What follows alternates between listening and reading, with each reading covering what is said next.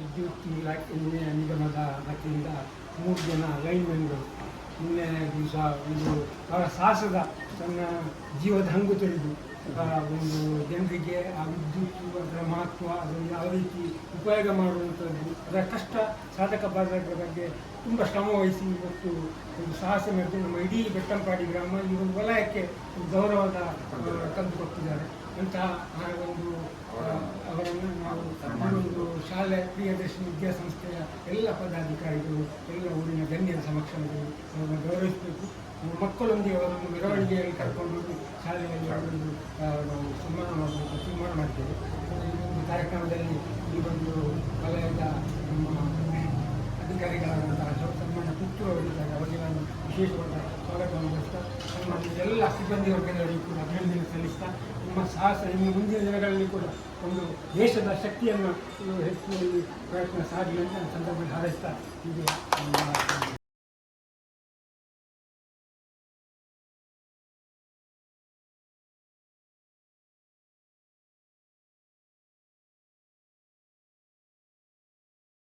राजरा किरण 1 2 1 2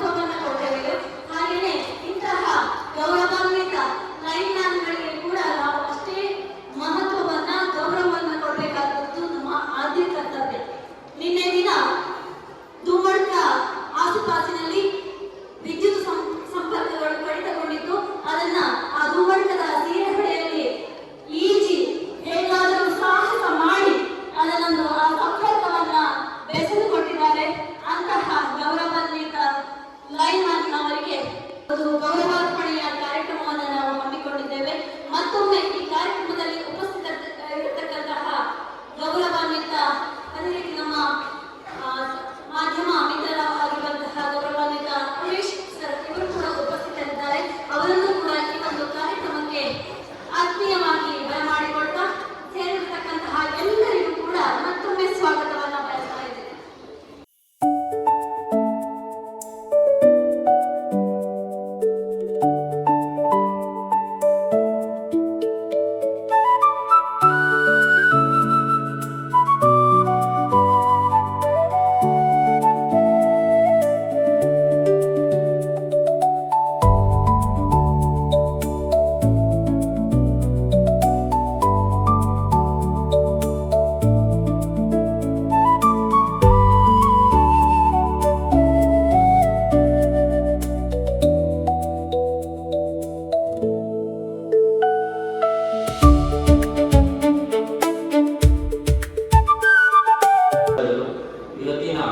ಈ ಒಂದು ಸನ್ಮಾನ ಕಾರ್ಯಕ್ರಮದ ಗೌರವಾನ್ವಿತ ರಂಗನಾಥ್ ಸರ್ ಅವರೇ ಹಾಗೂ ಗೌರವಾನ್ವಿತ ಸತೀಶ್ ಸರ್ ಅವರೇ, ಪ್ರಕಾಶ್ ಸರ್ ಅವರೇ, ಎಲ್ಲ ಶಾಲಾ ಮುಖ್ಯೋಪಾಧ್ಯಾಯರು ಹಾಗೂ ಎಲ್ಲ ಶಾಲಾ ಸಿಬ್ಬಂದಿ ವರ್ಗದವರೇ ಹಾಗೂ ಎಲ್ಲ ಪ್ರಧಾನಿ ಮಕ್ಕಳು, ಇವತ್ತು ನಮ್ಮ ಇಲಾಖೆಯ ಪೌರಾತ್ಮಕ ಸಾಹಸವನ್ನು ಗುರುತಿಸಿ ಪ್ರಥಮವಾಗಿ ಈ ಒಂದು ಸನ್ಮಾನವನ್ನು ಕೈಗೊಂಡಿದ್ದೀರಿ.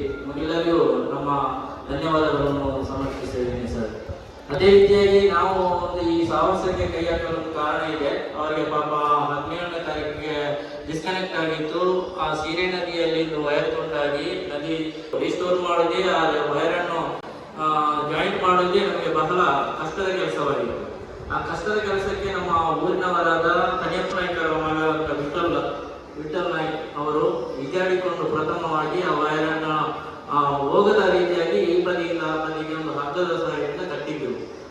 ಭಕ್ತರ ಸಹಾಯದಿಂದಲೇ ನಮ್ಮ ಪವರ್ಮೆನ್ ಅದರ ಬಂದೇ ನವಾಜ್ ಅದನ್ನ ಸಹಾಯದಲ್ಲಿ ಸೊಂಟಕ್ಕೆ ಹಗ್ಗ ಕಟ್ಟಿಕೊಂಡು ಸೇಫ್ಟಿಯನ್ನು ಇಟ್ಕೊಂಡು ಆ ಒಂದು ಹೊಳೆಯಲ್ಲಿ ಈಜಿರುವಂಥದ್ದು.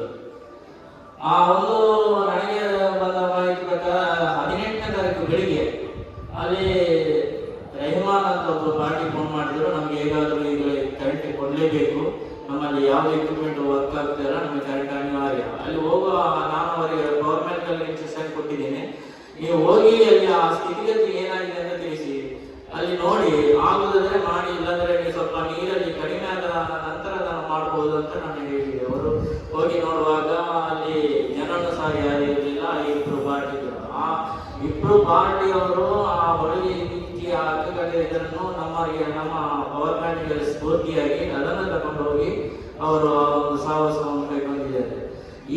ಈಗಿನ ಪರಿಸ್ಥಿತಿಯಲ್ಲಿ ಮಳೆಯಲ್ಲಿ ಈ ಒಂದು ನೀರಿನ ಇದನ್ನು ನೋಡಲಿಕ್ಕೆ ಮನೆಯಿಂದ ಹೊರಬರುವಂತ ಕಷ್ಟ ಕಾಲದಲ್ಲಿ ಸಹ ಇವರು ಹೋಗಿ ಆ ನದಿಯಲ್ಲಿ ಈಜಿದ್ದರಿಂದ ಆ ಒಂದು ಅಷ್ಟೊಂದು ನೀರು ಬರುತ್ತೆ, ಅವರ ಸಾಹಸವನ್ನು ಮೆಚ್ಚಲೇಬೇಕಾದ ಒಂದು ಕೆಲಸ.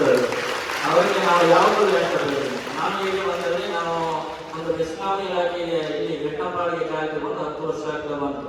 10 ವರ್ಷದಲ್ಲಿ ನಮ್ಮ ಇವರೇ ಹೊಸಬರು ಅವರಿಗೆ ಸಹ 1 ವರ್ಷ ಸರ್ವಿಸ್ ಆಗಿತ್ತು. ಆದ ನಂತರ ನಾನು ಅಂದರೆ ಪ್ರಥಮವಾಗಿ ಇಲ್ಲಿಗೆ ಬಂದಾಗ ನನಗೆ ಇಲ್ಲಿ ಬೀಡಾರು ಸ್ಥಳ ಇಲ್ಲ, ಒಂದು ಸ್ವಲ್ಪ ಗುರುತಿಸುವಂತ ನನಗೆ ಕಷ್ಟ ಆಗಿತ್ತು. ಎಲ್ಲರೂ ನೋಡಿಕೊಂಡು ಇವರ ಜೊತೆ ನಾನು ಒಂದು ಅಧಿಕಾರಿಯಾಗಿ ಕೆಲಸ ಮಾಡೋದು ನನ್ನ ಸೌಭಾಗ್ಯ. ಇಂಥ ವರ್ಕರ್ಗಳನ್ನು ಹೊರಟು ಸಾಧಿಸಬೇಕು ಅಂತ ಈ ಮೂಲಕ ನಾನು ನೋಡುತ್ತೇನೆ. ಎಲ್ಲರಿಗೂ ಇನ್ನು ಮುಂದೆ ಸಹ ಒಂದೊಂದು ಅಂದ್ರೆ ಇವರಿಗೆ ಏನು ಸರ್ವಿಸ್ ಇದೆ, ಈ ಸರ್ವಿಸಲ್ಲಿ ಅವರಿಗೆ ದೇವರು ಒಳ್ಳೆಯ ಆರೋಗ್ಯ ಭಾಗ್ಯವನ್ನು ಕೊಟ್ಟು ಇನ್ನಷ್ಟು ಪ್ರಯತ್ನ ಮಾಡಿ ಜನರಿಗೆ ಉತ್ತಮವಾದ ಒಂದು ಸೇವೆಯನ್ನು ಮಾಡಲಿ ಎಂದು ನಾನು ಆ ಭಗವಂತನಿಗೆ ಪ್ರಾರ್ಥಿಸುವ ಅವಕಾಶಕ್ಕೆ ವಂದಿಸ ನನ್ನ ಮಾತನ್ನು ಮುಗಿಸ್ತೇನೆ. ನಮಸ್ಕಾರ. ಕಂಬದ ಮೇಲಿನ ಕಲಾವಿದರಿಗೆ, ತಂತಿಯ ಹೋರಾಟಗಾರರಿಗೆ ನಮ್ಮ ನಮನ. ಈ ಒಂದು ವಾಕ್ಯ ಈ ದಿವಸದ ಕಾರ್ಯಕ್ರಮಕ್ಕೆ ಸೂಕ್ತ ಅಂತ ಭಾವಿಸ್ತೇನೆ. ನಮ್ಮೆಲ್ಲರ ಮನೆಗೆ ಬೆಳಕು ತಂದು ನಮ್ಮ ಬದುಕು ಬೆಳಕಾಗುವಾಗಿ ಮಾಡತಕ್ಕಂತಹ ಪವರ್ ಮ್ಯಾನ್ಗಳು ಇವತ್ತು ನಮಗೆಲ್ಲರಿಗೂ ಕೂಡ ಪವರ್ ಅಂದ್ರೆ ಶಕ್ತಿಯನ್ನು ತುಂಬಿದ್ದಾರೆ. ಆ ಶಕ್ತಿ ನಮ್ಮಲ್ಲಿ ಯಾವತ್ತೂ ಚೈತನ್ಯಪೂರ್ಣವಾಗಿರಲಿ. ಅವರ ಸಾಧನೆ, ಅವರು ಮಾಡಿರ್ತಕ್ಕಂಥ ಶ್ರಮ ಇಲ್ಲಿ ಕೂತಿರ್ತಕ್ಕಂಥ ನಮಗೆಲ್ಲರಿಗೂ ಕೂಡ ಒಂದು ದಾರಿದೀಪವಾಗಿ ಇರತಕ್ಕಂಥ ವಿಶೇಷ ಕಾಳಜಿ ಮತ್ತು ಅಭಿಮಾನದ ಮಾತುಗಳೊಂದಿಗೆ ಶಾಲೆ ಮತ್ತು ಕೆಇಬಿ ಅವರಿಗೆ ಏನು ಸಂಬಂಧ, ಇವರನ್ನು ಯಾಕೆ ಅಭಿನಂದಿಸಬೇಕು ಅಂತ ನಿಮಗೆ ಕೆಲವರಿಗೆ ಅದು ಪ್ರಶ್ನೆ ಬರಬಹುದು. ಕರ್ಮಣ್ಯವಾದಿಗಾರಸ್ತೆ ಮಾಪಲೇಶು ಕದಾಚನ ಅಂತ. ಯಾವುದೇ ಕರ್ಮ ಇರಲಿ, ಯಾವುದೇ ಕೆಲಸ ಇರಲಿ, ಅದನ್ನು ನಿಷ್ಠೆಯಿಂದ ಮಾಡಿದಾಗ ಅದನ್ನ ಗುರುತಿಸ್ತಾರೆ, ಅದಕ್ಕೆ ದೇವರು ಫಲ ಕೊಡ್ತಾರೆ. ಪ್ರಾಯಶಃ ಆ ನಿಟ್ಟಿನಲ್ಲಿ ನಮ್ಮ ಆತ್ಮೀಯರಾದ ಪ್ರವೀಣಣ್ಣ ಮತ್ತು ಅವರ ತಂಡ, ಮಾರ್ಗದರ್ಶಕರಾದಂತಹ ಪುತ್ತುಜೆಯವರ ನೇತೃತ್ವದ ತಂಡ ನಿನ್ನೆ ರಾತ್ರಿ ಒಂದು ಚಮತ್ಕಾರವನ್ನು ಮಾಡಿಬಿಟ್ರು. ಅವರಿದ್ರೆ ಮಾತ್ರ ನಮಗೆ ಬೆಳಕು ಕೊಡುವಂತ ಕೆಲಸವನ್ನ ನಿನ್ನೆ ಪೇಪರ್ಗಳಲ್ಲಿ ಸುದ್ದಿ ಮೀಡಿಯಾದವರು ಅದನ್ನ ಅಪ್ಲೋಡ್ ಮಾಡಿದಾಗ ಅದಕ್ಕೆ ಲಕ್ಷಾಂತರ ವ್ಯೂವರ್ಸ್ಗಳು ಬಂದರು. ಇವತ್ತು ಬೆಳಿಗ್ಗೆ 10 ಗಂಟೆಗೆ ನನಗೊಂದು ಆಲೋಚನೆ ಆಯಿತು, ಅವರನ್ನು ಅಭಿನಂದಿಸಿದ್ರೆ ಹೇಗೆ ಅಂತ. ಕಳೆದ ಸುಮಾರು ವರ್ಷಗಳಿಂದ ನಮ್ಮ ಡಾಕ್ಟರ್ ಸತೀಶ್ ಅವರು ನಮ್ಮ ಕೆಇಬಿ ಅವರನ್ನು ಅಭಿನಂದಿಸಬೇಕು ಅಂತ ವಿನಂತಿಸ್ತಾ ಇದ್ರು. ನಮ್ಮ ಹಿರಿಯರು ಫೋನ್ ಮಾಡಿ ನಮಗೆ ತಿಳಿಸಿದ್ರು, ಇವರನ್ನು ಅಭಿನಂದಿಸಿದ್ರೆ ಒಳ್ಳೆಯದು ಅಂತ. ಆ ಕಾರಣಕ್ಕಾಗಿ ನಮಗೆಲ್ಲರಿಗೂ ಸ್ಫೂರ್ತಿ ಕೊಡಬೇಕು. ಇವರ ಕೆಲಸ ತೆರವರೆಯಲ್ಲಿ ಇರುವಂತದ್ದು. ಒಂದು ದಿವಸ ಕರೆಂಟ್ ಇಲ್ಲದಿದ್ರೆ ನಮ್ಮಲ್ಲಿ ನೀರು ಇರುವುದಿಲ್ಲ, ಫ್ಯಾನ್ ಇರುವುದಿಲ್ಲ, ಮಿಕ್ಸಿ ಗ್ರೈಂಡರ್ ಇಲ್ಲದ್ರೆ ಊಟ ಇಲ್ಲ. ಕರೆಂಟ್ ಹೋದಾಗ ಮಾತ್ರ ಇವರ ಬೆಲೆ ಗೊತ್ತಾಗ್ತದೆ ಅಲ್ವಾ? ಆದ ಕಾರಣ ಕರೆಂಟ್ ಉತ್ಪಾದನೆ ಆಗುವುದು, ಅದರ ಪ್ರೊಸೆಸಿಂಗ್ ಎಲ್ಲವೂ ನಮಗೆ ಗೊತ್ತಿರುತ್ತೆ. ಆದ್ರೆ ಇವರ ಶ್ರಮ, ಇವರ ಒಂದು ಕೆಲಸದ ಅರಿವು ನಮಗೆ ಇರುವುದಿಲ್ಲ. ಆದ ಕಾರಣ ಎಲ್ಲ ವಿದ್ಯಾರ್ಥಿಗಳಲ್ಲಿ ವಿನಂತಿ ಮಾಡುವುದು ಅಂತ ಹೇಳಿದ್ರೆ, ಸಣ್ಣ ಕಾರ್ಯಕ್ರಮ, ಸರಳ ಕಾರ್ಯಕ್ರಮ, ಆದ್ರೆ ಈ ತ್ರಿಮೂರ್ತಿಗಳನ್ನ ಅಭಿನಂದಿಸುವಂತದ್ದು ಮುಂದಿನ ದಿವಸಗಳಲ್ಲಿ. ನಾನು ಇವತ್ತು ಪ್ರೊಸೆಷನ್ ಸ್ಟಾರ್ಟ್ ಆಗುವ ಮಕ್ಕಳಿಗೆ ಕೇಳಿದೆ, ಎಷ್ಟು ಮಿಲಿಟರಿಗೆ ಸೇರ್ತೀರಿ ಅಂತ. ತುಂಬಾ ಜನ ಕೈ ಮೇಲಿದ್ರು. ಹಾಗೆ ಹೇಳಿದ್ರೆ, ನೀವೆಲ್ಲರೂ ಮಿಲಿಟರಿ ಸೇರಿ ಸಾಧಕರಾಗಿ ಬಂದಾಗ ನಾವು ಅಭಿನಂದಿಸಲಿಕ್ಕೆ ಬರ್ತೇವೆ ಅಂತ. ನಮ್ಮ ಕೆಲಸ ಕೇವಲ ನಿಮಗೆ ಅಭಿನಂದನೆ ಮಾಡುವುದು, ನಿಮಗೆ ಸ್ಫೂರ್ತಿ ಕೊಡುವಂಥದ್ದು. ಆದ್ರೆ ಇಂತಹ ಸಣ್ಣ ಕೆಲಸ, ಸಣ್ಣ ಅಂದ್ರೆ ಸಣ್ಣದೊಂದು ಕೆಲಸದಲ್ಲಿ ಸಣ್ಣ ಅಲ್ಲ, ದೊಡ್ಡ ದೊಡ್ಡ ವೃತ್ತಿಯಲ್ಲಿ ಇರ್ತಾರೆ, ಸಮಾಜಕ್ಕೆ ಕೊಡುಗೆ ಕಮ್ಮಿ ಇರ್ತದೆ, ಸಣ್ಣ ವೃತ್ತಿಯಲ್ಲಿ ಇರ್ತಾರೆ, ದೊಡ್ಡ ಕೆಲಸವನ್ನು ಮಾಡ್ತಾರೆ. ಅಂತಹ ಮೂವರನ್ನು ನಾವು ಅಭಿನಂದಿಸುವಂಥದ್ದು ಪ್ರಿಯದರ್ಶಿ ವಿದ್ಯಾಸಂಸ್ಥೆಗೆ, ವಿವೇಕಾನಂದ ವಿದ್ಯಾವರ್ಧಕ ಸಂಘಕ್ಕೆ, ಸಮಾಜಕ್ಕೆ ಹೆಮ್ಮೆ. ಯಾಕೆಂತ ಕೇಳಿದ್ರೆ ವಿದ್ಯಾವರ್ಧಕ ಸಂಘದ ಆಶಯ ಇರುವುದು ಸಮಾಜ ಮತ್ತು ವಿದ್ಯಾಸಂಸ್ಥೆ. ಈ ವಿದ್ಯಾಸಂಸ್ಥೆ ಸಮಾಜದ ಸಂಸ್ಥೆ, ಸಮಾಜದಲ್ಲಿ ಆದ ಒಳ್ಳೆಯದನ್ನ ಅಭಿನಂದಿಸುವಂಥದ್ದು, ಒಳ್ಳೆಯದನ್ನು ಸಮಾಜಕ್ಕೆ ಮಾಡುವುದು ನಮ್ಮ ಕರ್ತವ್ಯ. ಆ ನಿಟ್ಟಿನಲ್ಲಿ ಕೆಇಬಿಯ ಪವರ್ ಮ್ಯಾನ್ಗಳನ್ನು ನಾವು ಅಭಿನಂದಿಸ್ತೇವೆ.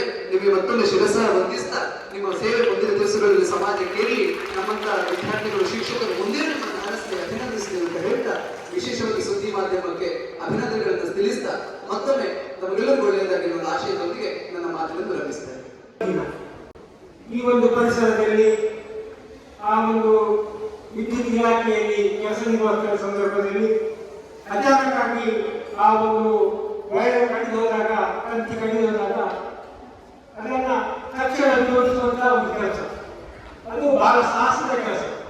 ಇವತ್ತು ಒಳ್ಳೆಯ ಈಚೆಯಿಂದ ಆಚೆಗೆ ದಾಟಬೇಕಾದ್ರೆ ನೀರು ತುಂಬ ಹರಿಯುವಂಥ ಸಂದರ್ಭದಲ್ಲಿ ತನ್ನ ಜೀವದ ಹಕ್ಕನ್ನು ತಂದು ಆ ಒಂದು ವಿದ್ಯುತ್ ಅನ್ನ ಜನರಿಗೆ ಕೊಡುವಂಥ ಕೆಲಸವನ್ನ ಈ ನಮ್ಮ ಘಟ್ಟಂಪಾಡಿ ಈ ವಲಯದ ಲೈನ್ ಮ್ಯಾನ್ಗಳು ಮಾಡಿ ತೋರಿಸಿದ್ದಾರೆ. ಇವತ್ತು ವಿದ್ಯುತ್ ಹೇಳುವಾಗ ಅದರ ಮಹತ್ವ ಗೊತ್ತಾಗುವುದಿಲ್ಲ. 5 ನಿಮಿಷ ವಿದ್ಯುತ್ ಕಟ್ಟಾದಾಗ ಜನರಿಗೆ ತಲೆಮಾಡಲಾಗ್ತದೆ. ಕೂಡಲೇ ಲೈನ್ಗೆ ಫೋನ್ ಮಾಡುವಂಥದ್ದು, ಜೆಗೆ ಫೋನ್ ಮಾಡುವಂಥದ್ದು, ಅದು ಎಕ್ಸಿಕ್ಯೂಟಿವ್ ಇಂಜಿನಿಯರ್ಗೆ ಫೋನ್ ಮಾಡುವಂಥದ್ದು, ತಪ್ಪಿದ ಶಾಸಕರಿಗೆ ಫೋನ್ ಮಾಡಿ ನಮಗೆ ಕರೆಂಟ್ ಇಲ್ಲ, 5 ದಿವಸ ಆಯ್ತು, 10 ದಿವಸ ಆಯ್ತು ಅಂತ ಹೇಳೋದು ಮಾಡ್ತಿರೋ ಜನರಿಗೆ ಒಂದು ರೀತಿ ಅಭ್ಯಾಸ ಆಗಿದೆ. ಆದರೆ ಆ ವಿದ್ಯುತ್ ಯಾವ ರೀತಿ ಉತ್ಪಾದನೆ ಆಗಬೇಕು, ಯಾವ ರೀತಿ ವಿತರಣೆ ಆಗಬೇಕು, ಅದರ ಸಾಧಕ ಭಾಗಗಳು ಹೇಗಿರಬೇಕು, ಗುಡ್ಡ ಬೆಟ್ಟ ಪ್ರದೇಶಗಳಲ್ಲಿ ಯಾವ ರೀತಿ ವಿತರಣೆ ಮಾಡುವಂಥದ್ದು ಇದು ಕಷ್ಟದ ಕೆಲಸ.